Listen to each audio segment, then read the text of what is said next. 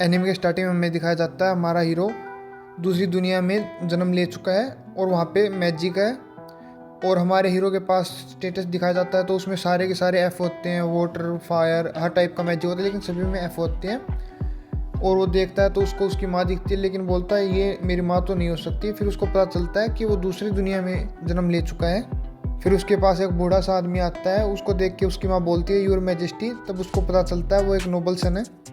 फिर राजा बोलता है तुम अपने बिल्कुल माँ पे गए हो, लेकिन उसकी माँ बोलती है नहीं महाराज ये आप पे गए हैं।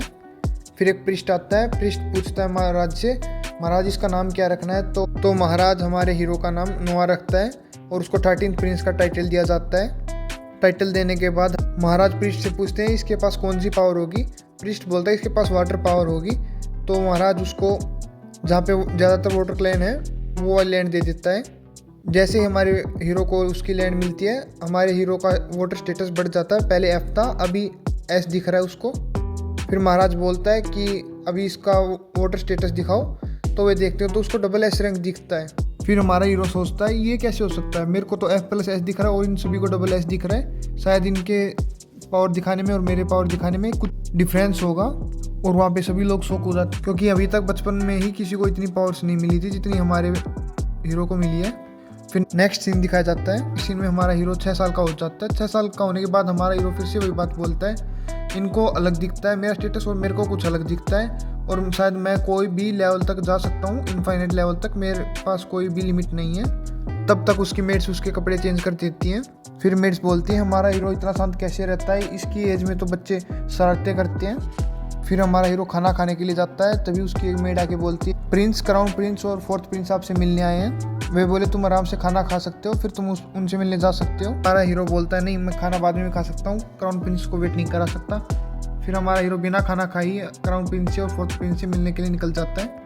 और फिर वो क्राउन प्रिंस से और 4th प्रिंस से मिलता है, गुड मॉर्निंग विश करता है अपने भाई को। और फिर क्राउन प्रिंस बोलता है ओ तुम आ गए। फिर हमारा हीरो बोलता है मैंने अभी अभी खाना खाया है। बात सुनने के बाद क्राउन प्रिंस बोलता है चलो ठीक है इस बात को यहीं पे खत्म करते हैं। और फिर क्राउन प्रिंस अपने 4th ब्रदर को बोलता है हमारा छोटा भाई हमेशा हमारा आदर करता है। और ये बात सुनने के बाद उसका चौथा भाई बोलता है इसलिए हमारा भाई एक दिन बड़ा होकर चांसलर बनेगा। फिर हमारा हीरो बोलता है मैं आप सभी की उम्मीदों पे खरा उतरूंगा। फिर क्राउन प्रिंस बोलता है मैं तुम्हारे लिए एक गिफ्ट लाया हूँ नोआ। नौकर उस गिफ्ट को उठा के लाता है और डरा हुआ आता है और फिर नौकर उस गिफ्ट को नीचे रख देता है। फिर हमारा हीरो उस गिफ्ट को ऊपर करके देखता है, गिफ्ट में उसको तलवार दिखती है। तलवार को देखने के बाद उसको पता चलता है तलवार एक श्रापित तलवार है। और क्राउन प्रिंस हमारे हीरो को बोलता है तलवार को उठाओ और हमारा हीरो तलवार को उठा लेता है। तलवार के उठाते ही क्राउन प्रिंस बोलता है मेरे को पता था तुम ही इस तलवार को उठा सकते हो, ये तलवार अभी तक की सबसे स्ट्रॉन्गेस्ट वाटर तलवार है। इस तलवार को पाने के लिए 120 योद्धा मारे जा चुके हैं अभी तक। और फिर क्राउन प्रिंस हमारे हीरो को बोलता है चिंता ना करो, वे सभी उठाते ही मारे गए थे तलवार को, तुम अभी तक नहीं मरे हो, मतलब तुम्हें कुछ नहीं होगा। ये सब बोलने के बाद crown Prince and 4th Prince निकल जाते हैं। रास्ते में 4th प्रिंस क्राउन प्रिंस से पूछता है तुमने उसको कुछ ज़्यादा ही कीमती गिफ्ट नहीं दे दिया। ये बात सुनने के बाद क्राउन प्रिंस बोलता है नहीं मैं चाहता हूँ इस श्रापित तलवार से ये भी औरों की तरह है, अभी नहीं तो बाद में मर जाएगा। फिर सीन चेंज होता है, रात का सीन होता है और हमारा हीरो अपनी मेड से पूछता है क्या तुम्हें कोई प्रॉब्लम है। मेड टॉपिक चेंज करने की कोशिश करती है, लेकिन फिर से हमारा हीरो बोलता है अगर तुम्हें कोई प्रॉब्लम है तो मेरे को बता दो। फिर उसकी मेड बोलती है मैं ये नौकरी छोड़ना चाहती हूँ। फिर हमारा हीरो उस मेड से बोलता है अगर कोई प्रॉब्लम है तुम मेरे को बताओ, मैं कोई सॉल्यूशन निकालता हूँ। हमारे हीरो की मेड बताती है कि उनके गांव में सुनामी आई थी और सभी घर टूट गए हैं, अभी उसकी माँ के पास भी कोई काम नहीं है और उसके रिश्तेदार बोल रहे हैं तुमको अभी रेड लाइट एरिया में काम करना पड़ेगा। ये सब सुनने के बाद प्रिंस बोलता है बस बहुत सुन लिया मैंने, कल से तुम अपनी माँ को यहाँ पे ले आना, तुम्हारी माँ यहाँ पे मेंशन में काम कर लेगी और उसको मैं कुछ रुपए भी दे दूंगा काम। ये सब सुनने के बाद मेड उसको थैंक यू बोलती है और हमारा हीरो अपने बटलर को बुलाता है। बटलर से पूछता है तुम्हें पता है जोए के गांव में सुनामी आई थी। तो बटलर हाँ बोलता है। तो बटलर को हमारा हीरो बोलता है जाओ जितनी भी ज़मीन ले सकते हो तुम जोए के गाँव में सारी ज़मीन ले लो, वरना कुछ विलन आएंगे और इन सभी गरीबों को सताएंगे। लेकिन बटलर ये बात सुनने के बाद बोलता है प्रिंस कुछ पैसों की कमी पड़ रही है।